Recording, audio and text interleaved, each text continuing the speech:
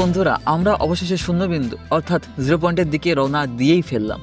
অদ্ভুত এই পাহাড়ের আঁকাবাঁকা ও কাঁচা পাকা পথ দিয়ে আমরা আমাদের দলবল নিয়ে চলেছি দুরন্ত গতি, বুকের ভিতরে এক অস্বাভাবিক রোমাঞ্চ অনুভূতি নিয়ে।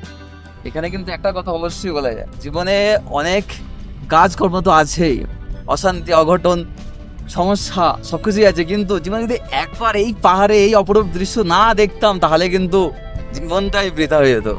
সত্যি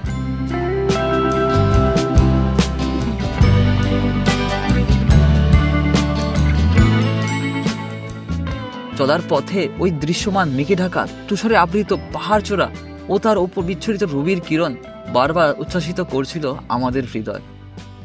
পাহাড়ি রাস্তার এই প্রতিটি বাঁক আমাদের মনের ভিতর জাগাচ্ছিল আরো বেশি রোমাঞ্চ। কোনো একটা মুহূর্ত আসে যখন মনে হচ্ছে যে ক্যামেরাটা অফ করে দিই, প্রতিটা মুহূর্ত হচ্ছে ক্যাপচারেবল। ও